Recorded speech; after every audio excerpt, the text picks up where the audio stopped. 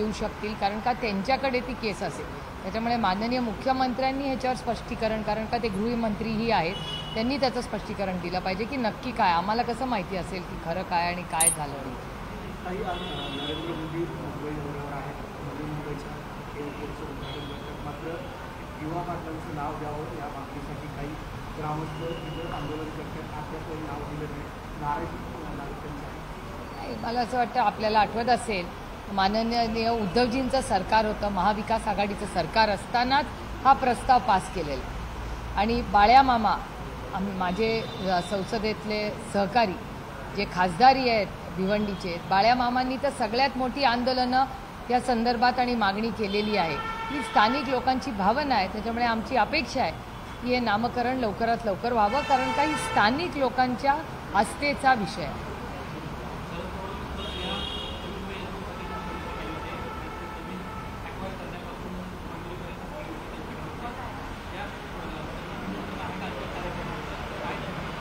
नाही, आदरणीय पवारसाहेबांना महाराष्ट्र सरकार, सिडको किंवा कुणाकडूनही पवारसाहेबांना आमंत्रण आलेलं नाही. हे मला तरी जे माहिती आहे त्याच्याप्रमाणे आदरणीय पवारसाहेबांना कुठलंही निमंत्रण आलेलं नाही.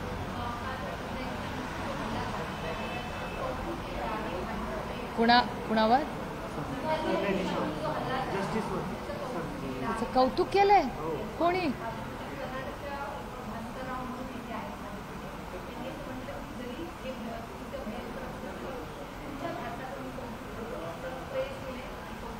अशा कुठल्याही गलिच्छ स्टेटमेंटचा मी जाहीर निषेध करते. आणि भारतीय जनता पक्षाकडून ही अपेक्षा नव्हती आम्हाला.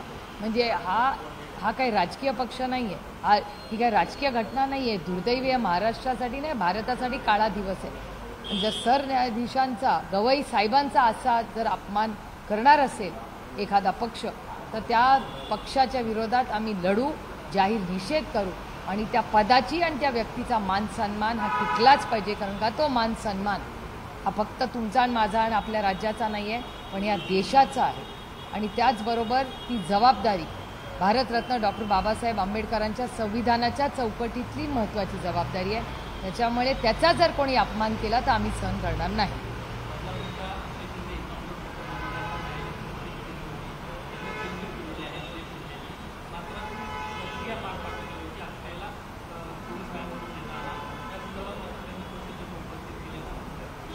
मला असं वाटतं हे प्रश्न होम मिनिस्ट्रीचे तुम्ही माननीय मुख्यमंत्र्यांना विचारले पाहिजेत, कारण का ते गृहमंत्री आहेत राज्याचे. त्यामुळे गृहमंत्र्यांना उत्तर द्यावं लागेल या सगळ्याचं.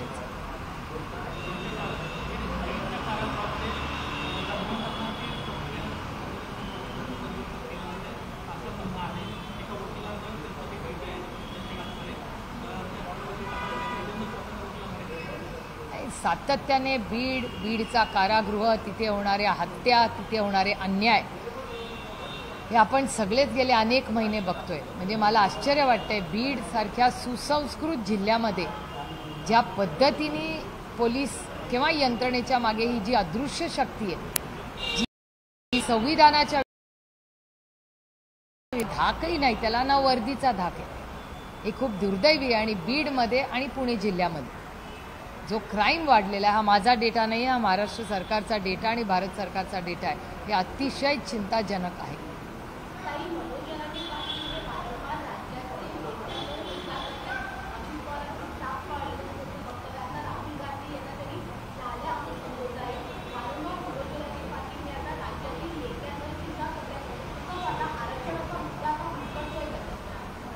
मी तुम्हाला सांगू, ही लोकशाही आहे, प्रत्येकाला बोलायचा अधिकार.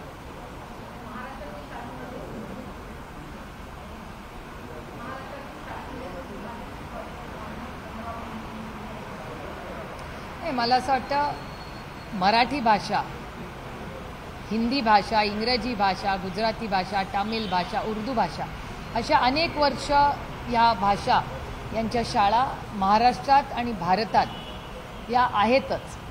त्याच्यामुळे संस्कृत असेल किंवा अनेक वेळा मला आठवतं आम्ही शाळेत असताना आम्हाला ऑप्शनल तिसरी भाषा असायची. मग कोणी संस्कृत घ्यायचं, कोणी फ्रेंच घ्यायचं, कोणी आणि कुठली भाषा घ्यायचं. त्याच्यामुळे उर्दू भाषा आणि मराठी भाषा, तामिळ भाषा या सगळ्या ज्या भारतीय भाषा आहेत आणि संस्कृतसाठी नवीन शिक्षक चांगले शिक्षक हे आम्ही सगळ्यांनीच अनेक वर्ष पाहिलेलं आहे. मग संस्कृत असू दे, उर्दू असू दे, मराठी असू दे, तामिळ असू दे, या सगळ्या भाषा अनेक वर्ष अनेक शाळांनी शिकवलेल्याच आहेत. त्यामुळे नवीन काय त्याच्यात मागणी आहे मला समजत नाही. मुंबई म्युन्सिपल कॉर्पोरेशनमध्ये उर्दू शाळा आधीपासून आहे. माझ्या शाळेत संस्कृत हे आधीपासून शिकवायचे. सेंट कोलंब हायस्कूल आजही शिकवतात. त्यामुळे अनेक वेगवेगळ्या शाळांमध्ये वेगवेगळ्या भाषा त्या अनेक वर्ष शिकवत आले.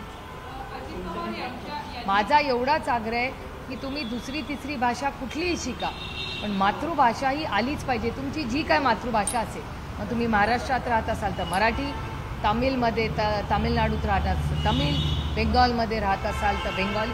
आपली मातृभाषा ही प्रत्येकाला त्याचा अभिमान असलाच पाहिजे आणि ती आलीच पाहिजे.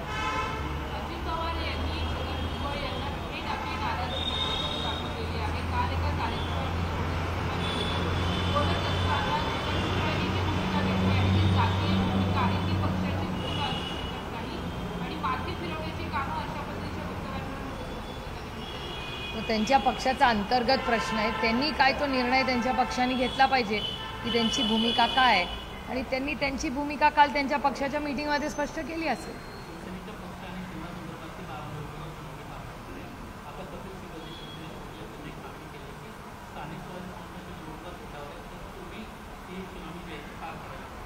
तुमच्या चॅनलवर मी आज शेवटची सुनावणी मसून असं तुमच्याच सगळ्यांच्या चॅनलवर काल होतं, पण मी जेव्हा माहिती घेतली शिवसेनेकडून पण आणि अनिल देसाईंशीही मी बोलले, आणि जी काय माहिती आम्हाला कोर्टाकडून मिळाली तेव्हा आम्हाला काय फार आशा अपेक्षा नव्हतीच की ते आज काय निर्णय लागेल, कारण आम्ही तर 2.5 वर्षही लढाई लढतो.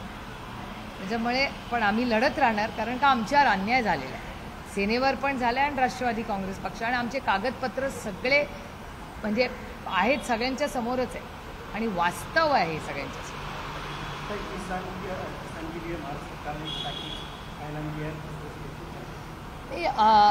हम उसमें देख रहे कि क्या है, क्योंकि कल मैं मेरे निर्वाचन क्षेत्र में थी और वहाँ बहुत सारी ऐसी चीज़ें हैं जो पैकेज में नहीं है. ऐसे तहसीलदार के ऑफिस से हमें पता चल रहा है, तो हम कोशिश कर रहे हैं कि ज़्यादा से ज़्यादा देखें उसमें क्या है. आज पेपर में और चैनलों में बहुत सारी न्यूज़ आई है, लेकिन आगे माननीय मुख्यमंत्री जी ने कहा है कि कोई 40-50 हज़ार रुपया डायरेक्ट बेनिफिट ट्रांसफ़र होगा. वो कैसे होगा, किस किस को होगा, थोड़ा सा पैसा नरेगा से जाएगा तो वो कैसे होगा. तो मेरे ख्याल से 1-2-3 दिन में सच पता चलेगा कि एक्चुअली अनाउंसमेंट क्या है और उसका इम्पैक्ट क्या है.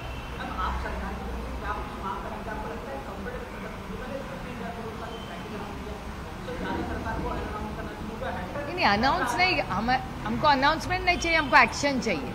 अनाउंसमेंट करके क्या करेंगे. अनाउंसमेंट तो बहुत सारी की थी, सब ऋण माफ करेंगे ऐसा तो कहा था, कहाँ किया. तो हमें अनाउंसमेंट्स नहीं चाहिए, हमको एक्शन चाहिए, हमको रिजल्ट्स चाहिए.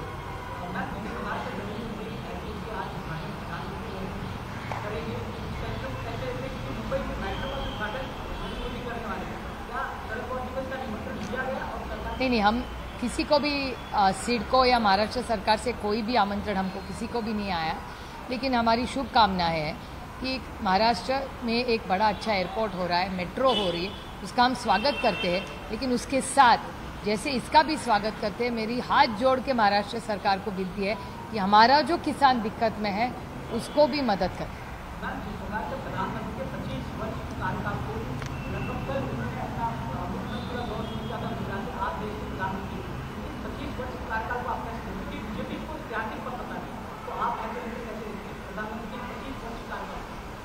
देखिए, हर नेता कुछ ना कुछ अच्छा काम करता है और 25 साल अगर रहे तो हमेशा हमारे संस्कारों में हमेशा अच्छे काम के लिए शुभकामना. जब वो 75 साल के हुए तो भी हम शुभकामनाएं दे रहे.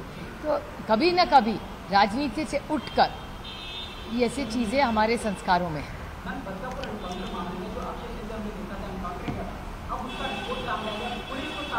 ये सवाल आपको होम मिनिस्टर जी को पूछना पड़ेगा, क्योंकि उनके डिपार्टमेंट का है, जो माननीय मुख्यमंत्री भी है इस राज्य के. उनसे पूछिए, उनसे क्लियर जब आएगा उसके बाद हम बोलेंगे.